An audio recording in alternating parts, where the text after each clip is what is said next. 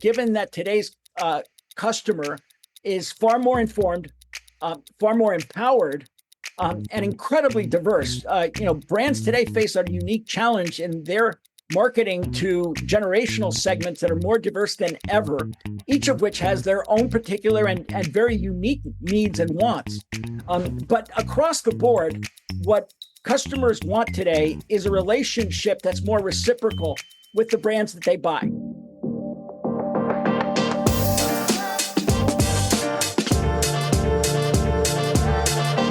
Welcome to Breaking Loyalty Part 2.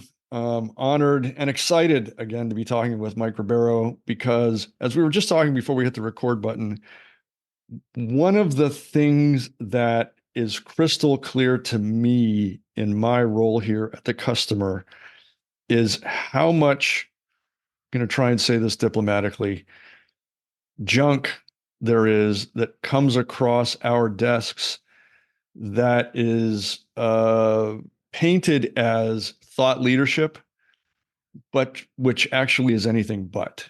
And yet when Mike Ribero and I start talking about loyalty, one of the things that I find most valuable about these conversations is that there's not a platitude in sight.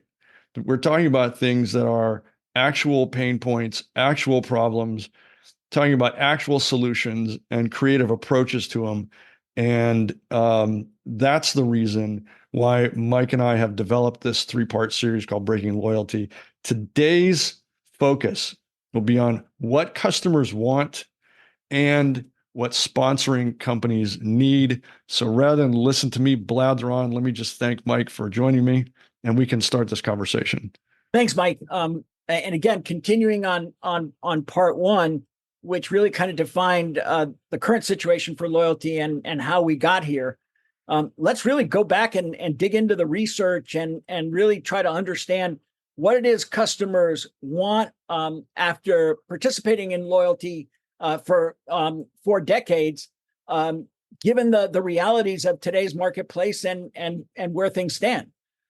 So I think what makes sense is let's talk about the customer first and what they want from brands, and more specifically from a loyalty program, and then we can get into what brands need to deliver against customer wants and needs in a way that's economically and strategically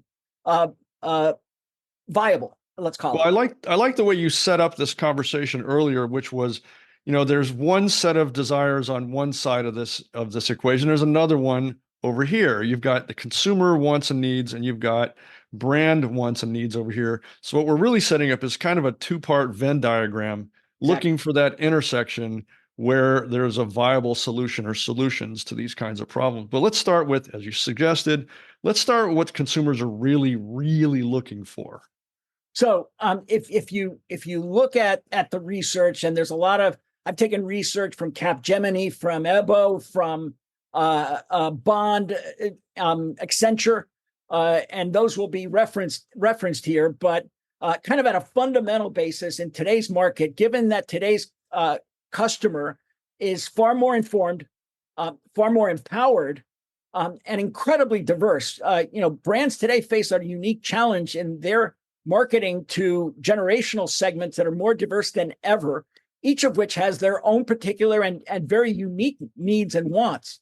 But across the board, what customers want today is a relationship that's more reciprocal with the brands that they buy. In kind of the old world, it was more of a subordinated relationship, kind of a one size fits all, and here's the platform, take it or leave it. And there were some real issues with that. There wasn't a lot of flexibility. There still isn't. And there wasn't a lot of reciprocation going on. The brand expectation was you be loyal to me, but I don't necessarily have to be loyal to you. And you really shouldn't expect a whole lot in return. And that's been paid off, by the way, over time as technology's been deployed in place of human contact. Kind of the empathy that was once there has kind of evaporated. And so the relationship is kind of the foundation of any loyal relationship. And unless that relationship evolves to being more of a partnership, more reciprocal in nature, where brand and a customer's interests can be aligned against the growth of that brand where both benefit, we're not going to get anywhere. Completely agree. That all came home to me recently. One of the colleagues that we have in common, we both know this person, but was talking about how a customer decides who to be loyal to. This is a conversation, so it's fully anecdotal, but apparently this person was asked, that question: how do you decide who you're going to be loyal to as a consumer? And her answer, I think, was really telling. The answer was, it's the companies that love me the most. And we don't really talk about that. There that reciprocity in values and emotions seems to be far secondary, tertiary consideration when people are considering these kinds of things. But on the human side of that little Venn diagram we were talking about, emotions play big. Yeah, and let's go back to that, because one of the things that got the industry into the problems it's having today is that the tangible side kind of completely took center stage over the emotional side of loyalty. So it was always about a balance of reward and recognition. Reward representing the rational side, the currency, the benefit, the tangible benefits, and recognition always being the emotional side. It's the appreciation, the hey, we value you as a customer. We appreciate what you what you do for the brand and the company, and that's gone by the wayside. And the bottom line is, you look at any piece of research out there that's focused on emotion, the importance of emotion. There can be no loyalty without an emotional bond with the brand, and that goes back to the basic neurology of kind of human decision making, which is based on kind of the priorities given to what's called the limbic system, which is the emotional sensing feeling part of the brain. And then it's substantiated and buttressed with the rational side of the brain. But that point, Mike, can't be stressed enough. And again, yes, you can buy business by giving more rewards and things, but that can be undermined by a competitor like that. Sure. I mean, if you really want to boil it down to the ultimate human terminology, when that woman responded to that question saying it's the company or brand in that case that loves me the most, love that's a really subjective kind of evaluation. Absolutely. But I love how clear she made it. It was not about discounts. It was not about rewards. It was about their ability to present something back to her that indicated that we care, genuinely care, came out of love. And by the way, there's a lot of evidence out there that brands that do a good job of loving the customer do charge more for their services, because the customer appreciates it. The customer knows that it's about how I feel more than about what I get, right? And it's that balance that's so critical to getting the commitment, the long-term commitment from a customer. It would be good to talk about at this juncture what that kind of customer love can look like. What forms does it take, practically speaking? And I know that by the way, just to give a little foreshadowing here, part 3 in this series, we'll talk in depth about those ideas about fixing what's broken. But at this point, when we're really trying to outline what customers are about and what they want, how's a company to address that? And maybe we do that by starting with what companies are looking for. Yeah, well, let's go back to say it's easier than you think, in terms of, and you have to start somewhere, right? People talk about sending a card on birthdays and things like that. I believe some of the ways that you can really begin to reestablish the emotional bonds are things like, for example, an unanticipated reward, a thank you to a customer saying, hey, we really appreciate your business. And we saw that you made this purchase the other day, or we saw that you put this review in, or we saw that you referred this customer. Just acknowledgement that you're paying attention and that you appreciate what the customer is doing can go a very long way. being treated differently. So when you have a customer service issue, if you're a loyal customer, you should get priority treatment, and that's fairly easy to do as well. You should be trusted more, because by giving trust, you receive trust in return. And beyond love, I would say that trust are the two factors that are most critical to long-term brand Completely loyalty. agree. And oftentimes people don't realize that by showing trust, you earn trust. And yet a lot of programs today are designed for the half to 1% of people that are going to try to run a scam or defraud the program, as opposed to the 99.5% of the people that are really kind of focused on helping the brand grow. And again, if you want to treat your best customers differently, showing them that you trust them is a really good place to start. So there are a lot of different ways here, Mike, to do that. Obviously, giving them an elevated tier that acknowledges, which again is recognition to show, hey, you're at a different level because of your long-term commitment to the brand. And by the way, that's another area that I think the industry has really lost focus. Is it's very much today, what have you done for me lately? So in the airlines, if you don't travel, you lose your status. It doesn't matter that you have 3 million miles on the airline. And that you've built up over years and years of loyal patronage. And the short-sightedness of that is that individual may now be in a role like a CEO role or some other role where they don't need to travel as much, but they can influence the travel of so many people, yet they're cut at the knees as if they were no longer important. That's a huge issue that, and again, this gets back to the issue of personalization, and treating customers as individuals, which is a critical part of kind of focusing on the emotional element by taking personalization to the level I think the customer expects it, which is treat me like an individual. And by the way, Mike, what's important here is I don't think it's enough in today's world to simply understand the customer in the context of your business, your vertical. You need to have a much more holistic sense of who that customer is, and what they do when they're not doing business with you, not only to better understand them and be able to do things that might be unexpected, which will again help cement the relationship, but also to maintain your relevancy when they're not using you or when they're not buying you. And there are a lot of brands out there that have purchase cycles that aren't as frequent as a Starbucks, for example, where they have to work a little harder to maintain their relevance. And there's a lot of easy ways to do that just through communications and offering value beyond that kind of core. And that takes understanding. So understanding the customer and personalization, I think, goes hand in hand with building an emotional connection with the customer.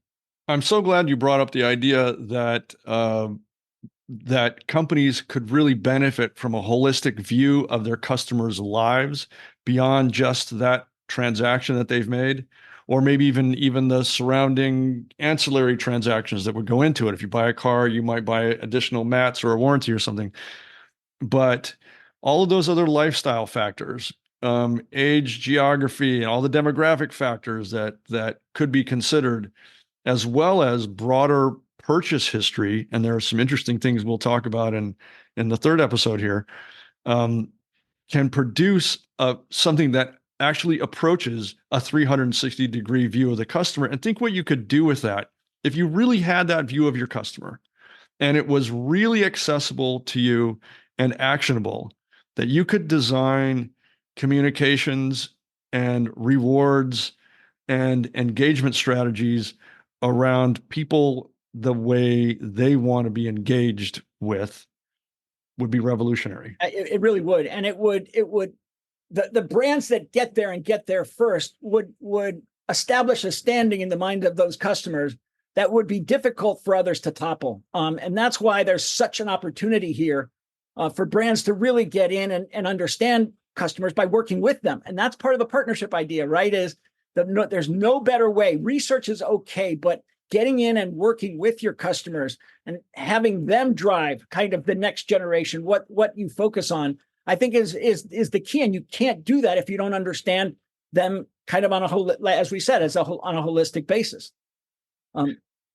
This is my own personal soapbox for just a moment. I'll make it a short one, but if we could create a timeline of the loyalty buzzwords over the past 10 years or so, you'd see things like data is the new oil. You'd see things like, there's a big section of that timeline that people be buzzing about gamification. Somewhere after that, it would all be about experiential loyalty. And, there's a whole list of these buzzwords that our industry, an industry that we love, and the things we love to do for a living, have decided these are the things our industry is about right now. And yet, what you're proposing, and I'm in complete agreement with, is look at your customer holistically. Yep. These tools that were the buzzwords of the moment go into the toolbox as things that we can pull out and use on an as needed basis once we understand what our customer really wants, because we understand who they really are. A groundswell starts small, quietly building into something powerful, unstoppable. That's also how market momentum works. If you're launching a startup, introducing a new product, rebranding, or rolling out a new service or initiative, it's not enough to simply show up. You need to build momentum strategically. Specializing in go-to-market strategy, Groundswell works with organizations at every stage, creating custom plans that help products and brands break through the noise and grow, ensuring a launch that doesn't just happen, it sticks. From understanding your target audience to perfecting your positioning, Groundswell's approach ensures you're not just catching the market's attention, but keeping it. With expert guidance, your product moves from launch day to long-term success, turning that initial wave of excitement into sustained growth. If you're ready to take your product, service, or brand to market, it might be time to think about a Groundswell strategy. Visit groundswell.cc to learn more. By the way, Mike, you mentioned gamification. There's such a potential for gamification to be abused, to be kind of deployed, on a kind of a non-strategic basis, just for the heck of it, where it's not doing anything to habituate behavior, to reinforce a particular point. Gamification, if executed strategically, can be a huge benefit, keeping people engaged, having them kind of entertaining a person and helping shape and mold the perception of a brand. But it has to be done in the context of what makes sense for that brand. And again, I'll get into examples of that in part 3, because I think it's very important. The data side, data was so central to the original design of these programs, 40 years ago, that and it was lost for a very long time. And now, because of data privacy policies and legislation, it's become important again. And I got to tell you that loyalty programs are in a unique position to address that issue and solve the problem for brands, because they have all of the raw materials necessary to facilitate direct sharing of information between brand and customer. If they can build the trust, provide the incentive, everything, all the raw materials are there. Yeah, so, I need another 3 or 4 jumping off points to pontificate, but I'm going to resist. Resist. So let's talk about another thing that's really important, because it'll become a segue to some of the other specific research out there. In today's consumer doesn't have any patience. It's all about more, better, faster, or almost instant everything. And I think a lot of programs have lost their way by making things too complicated, too restrictive, or too much of a hassle, which I think is what's really denigrated the value of loyalty currency today. What consumers want beyond the more, better, faster, or as part of that, is they want more opportunities to earn, and more and more touch points or brands from which to earn it. And that's critical. It's well over 80%. I think the latest study says it's 84% of customers or loyalty program members out there want to ability to earn for other activity beyond just making a purchase. And that's all up to the brand. But there are a lot of ways that a customer can add value in today's marketplace that has a tangible ROI for a brand, whether it's referring friends and family, whether it's writing a review, a verified review, being an advocate on social media, doing a non-recurring activity like downloading a mobile app, with a lot of companies struggle with. There are many ways a customer can add value. And as a matter of fact, the big question I ask people today that have a loyalty program is, why would you focus only on transactions or purchases when there's so much a customer can do that's been proven to add value today? And so that really gets into the idea of expanding the activity, which really has the potential of elevating the standard for loyalty from advocacy, which is kind of a passive approach, to activism, where customers are actively working to support the brand. And interestingly enough, those that are emotionally engaged are twice as likely to actively promote a brand than those that aren't actively engaged or emotionally engaged. And so everything kind of comes back full circle. The other thing is, ecosystems, we're moving from kind of single brand programs to ecosystem-based programs. And I know that causes a lot of consternation on the part of the brands, but there are ways to do it that make both strategic and tremendous economic sense, where the value of the incentive increases almost exponentially without additional risk to the brand, and where the costs are amortized over a group of brands, not just a single brand. As you said that, I think I heard a collective groan from all of the old school loyalty providers who kind of went, "Oh no, not another ecosystem play." But what you're saying here is that I'm interpreting is that the original way to look at an ecosystem had all kinds of problems, which is why it's been tried, countless times here in this country unsuccessfully. But that was an older view of how those things should work. And what you seem to be saying, and I'd like to hear more about this, is that ecosystems can be built and managed in a way where that value exchange is real and protected. Absolutely. And where they're leveraging an existing ecosystem that isn't acknowledged as one. Right. So you look at a brand like T-Mobile, they have an ecosystem today of partners that participate in T-Mobile Tuesdays are now Magenta status, as well as the hardware manufacturers that in which they run their systems. Hotels and airlines have massive ecosystems of partners. And you can build ecosystems based on proximity of people in close proximity that are non-competitive. So I think we're letting terminology drive a discussion when, in fact, the basics for ecosystems exist out there today and just need to be exploited. We'll do our listeners a favor and drop this hint and just say that we're going to unpack that concept in great detail in the third episode. Suffice to say that the way Mike and his colleagues have conceived of modern ecosystem plays, it's an eye-opening thing to see. So before we get too deep into the consumer or the customer side, let's go over to the brand side, because if not, we could be here all day. So before we get into the specifics of what a brands need out of a loyalty platform, and how they can deliver against what the customer wants in a way that's strategically viable and economically, and that makes economic sense, we almost need to kind of take a step back into what needs to happen before we can even have that conversation. And that really focuses on a brand clearly understanding in today's market what drives engagement for them. Not every market is the same.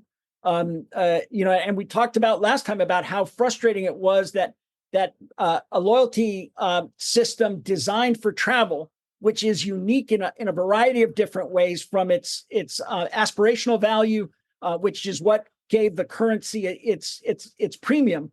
Tried to apply that into a retail environment or a grocery environment, didn't make a whole lot of sense, and struggled. Every category and every brand has unique engagement dynamics, and those are typically predicated on how those engagement dynamics compare to their competitive set and the best of breed providers, if you want to kind of establish a high watermark. And then they need to understand how the consumer perceives their performance versus the competition to give them a blueprint of where they need to be focusing their efforts and what they need to do, the kind of behavior they need to encourage or incentivize that's going to drive value for them. And a lot of brands don't get that right. So getting that right from the outset and benchmarking on key both rational and emotional elements of engagement, I think are critical before any of this conversation makes sense for a brand in terms of what a brand needs. Look, you've done work with some really big brands over the years. I know that you've done work on certain levels for T-Mobile, as you've mentioned. Obviously, Hilton was a big one. You've been in the gaming industry with some fairly big brands there. What we're talking about here seems so basic. Like, what are your engagement goals? What works within your particular industry and your vertical and your niche? What are your customers' expectations? But working with big brands where they're not starting with that understanding can be really difficult. Yeah, some yes, some no. Some are perpetuating, some are operating on inertia and trying to perpetuate the program they were given, and trying to make it better incrementally. And oftentimes loyalty sits apart from marketing in some organizations, and that I think is an issue. And so I think, Mike, the answer to that is even if you just focus on a handful of driving issues, you're going to be more successful if you model those and then drive behavior accordingly, without trying to boil the ocean. Focus on the basic relationship and what you can do to improve it, and what kind of behavior either can be habituated, or where your knowledge, your more holistic knowledge of the customer can buy you affinity and commitment that you're not getting today. And with that, then you get into kind of the basics, the fundamentals of how a brand can make what they need work for them. And it really starts with a platform, an environment that allows the brand to engage directly with the customer, kind of on a level playing field. So there can be reciprocation where a partnership can be facilitated. And for a lot of brands, that's absolutely critical, because one of the ways that I've used as a metric about how successful loyalty programs are is how successful has the brand maintained their direct relationship with the customer. And in today's world, a lot of brands have been disintermediated by third parties. Look at the restaurant industry with the delivery services. Look at the grocery industry with Instacart. Look at retail with Rakuten. All those have become kind of, in the Rakuten's case, a zero-sum game where everybody participates now. So the rebates that are being paid through the affiliate network is coming out of the gross margin, right, to the delivery services, which are oftentimes paying 30 to 35% of gross margins, which are really thin in the restaurant industry, to a third party. And the long-term concern that I have is those parties the consumer will then start relying on those third parties as opposed to the brand, and they will be the beneficiary of all the data and the core relationship. It's already happening. I mean, you can pick almost every one of those instances and see that's the disintermediation is it's creeping. Yeah. And dangerous. So there needs to be a platform that facilitates that direct relationship where there's an intrinsic incentive for the customer to work directly with the brand, where the opportunity cost of not doing so is significant enough, both rationally and emotionally, where they wouldn't even consider it. And we'll talk about that in the next session. But that's really critical, because leveling the playing field is the only way that you can structure a partnership. No, I was going to say that completely agree. I mean, you can't tell because of the podcast, but I'm nodding violently in agreement here with what you're saying. I wanted to talk a little bit about the ecosystem idea we brought up a few minutes ago as it relates to the corporate wants and needs. It's from the consumer side, it gives them more opportunity to redeem. On the burn side of the equation, more opportunity for deeper customer engagement and better satisfaction and all that. But on the brand side, what's in it for them in an ecosystem kind of play, and how would that look? Well, it depends on how it's structured. If you were to do it with a brand and its partners, the brand would be call it the general partner, and all the other partners would be the limited partners. And again, the general partner is the one that owns the large customer base.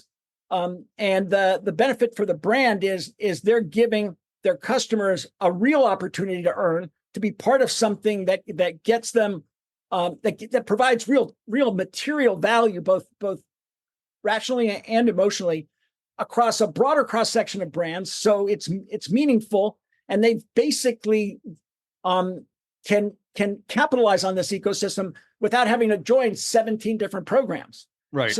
So there's real benefit for them. For the individual or the participating brands, all of them, see, the fallacy out there is that my customer is not your customer as well, right? So a T-Mobile customer is not also a Home Depot customer, is not also a Target customer, is not also a Gap customer. And once we recognize that is in fact the case, if we can just build a platform, obviously, where we can lean into that idea, and give the customer more, which will make them want more, right? And make them want to do more, because they can see the value immediately and not deferred by years, which is often the case in the airline space and hotel space. Then they're going to be more apt to behave the way you want them to. And so there's a scale or network effect, you might call it, that is available through an ecosystem that isn't available through a single brand platform. And that gives the brands involved the opportunity to get a bunch of learning, to leverage data, and because the currency that they now offer has value that rivals cash. And obviously, the bigger the ecosystem, the greater the value.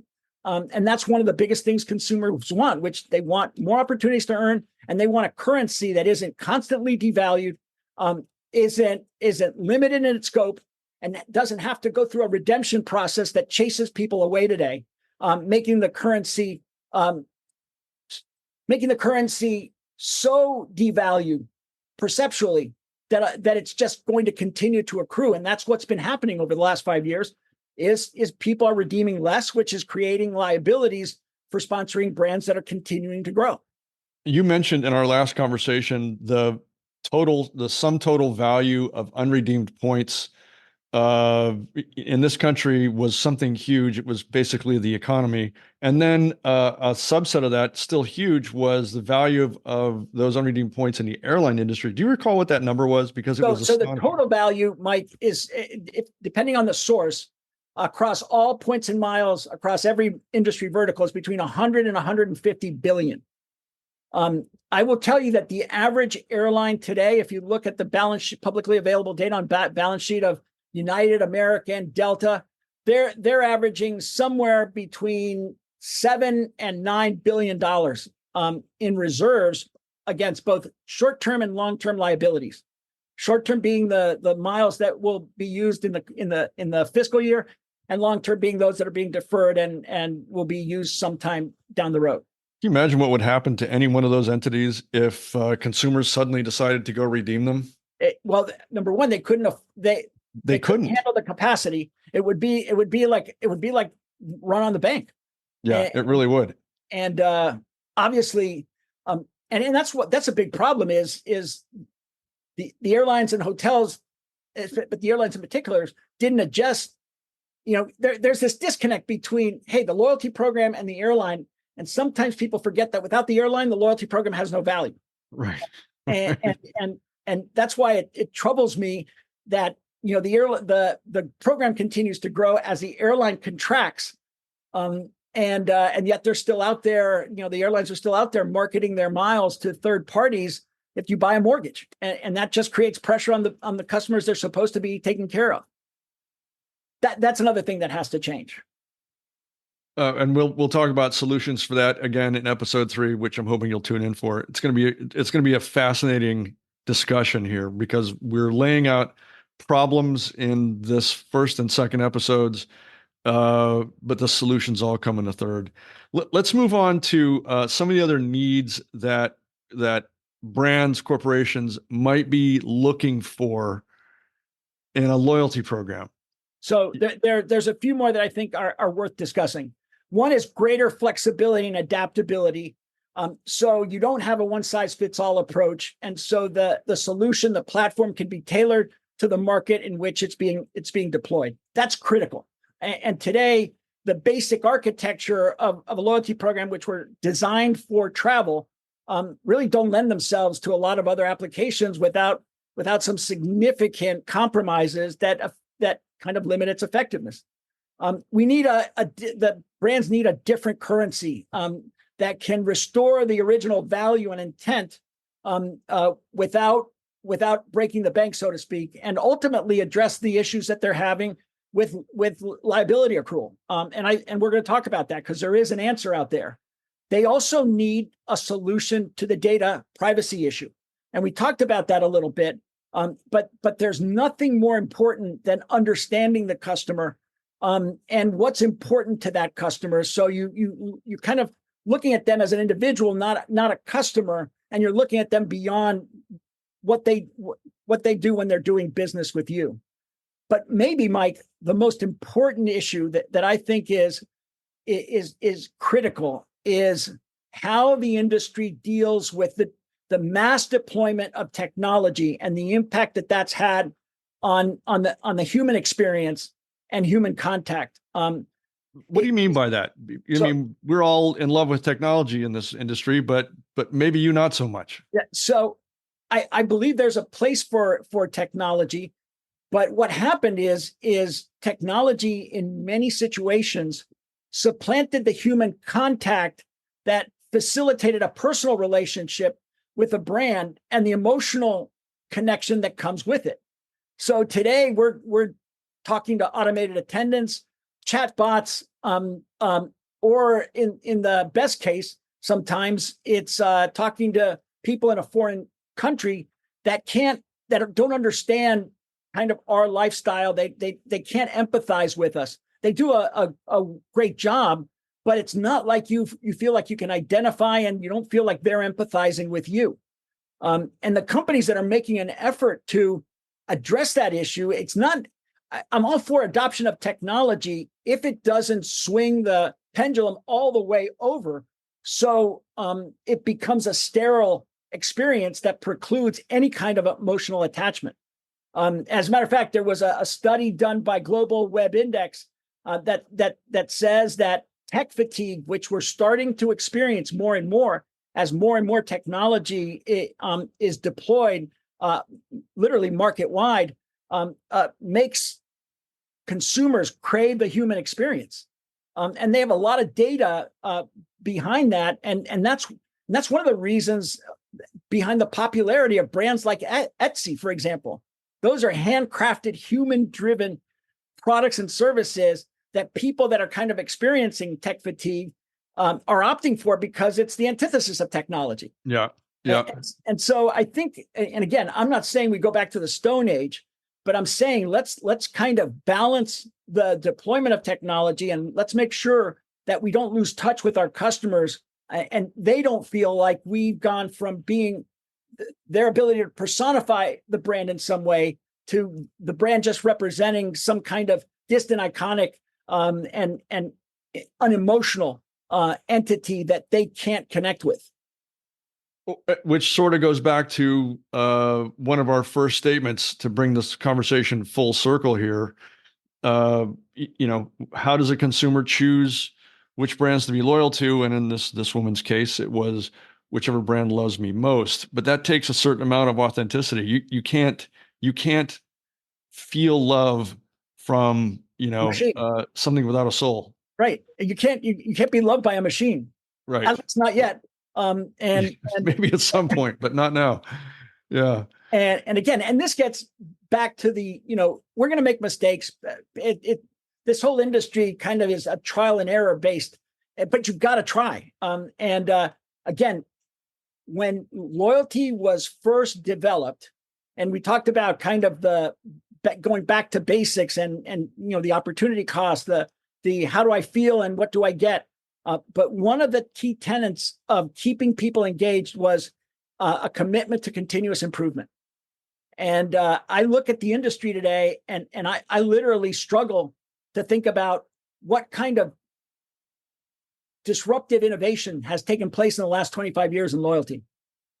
I'd be hard pressed to find those points on it. It's all seems to be incremental improvements. Lots of those, lots and lots of them that are noteworthy. But anything you'd call revolutionary conceptually, I haven't seen it in a long time.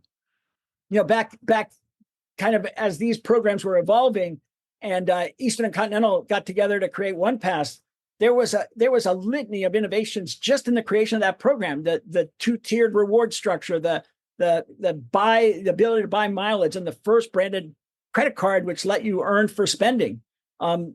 Those are, I think, are the kinds of innovations that are few and far between, if at all, in today's world, and that's got to change. That's got to change. Well, it's just taking out the crystal ball for a minute, between the conversations that you and I are having, you're having with other folks as well, the conversations I'm having in and around this industry, I'm going to say that we are approaching an inflection point because there are people who are genuine innovators out there thinking about these problems, but we've also got technology at our fingertips that's going to enable things that we couldn't really even conceive of 2, 3, 4, 5 years ago. I completely agree, but it takes the commitment on the part of the companies involved to not wait to see what others do and follow them, but to take leadership, because in this game, leadership pays dividends. If you can be the thought leader in this category and create the responsibility of driving change, the consumer will reward you for it.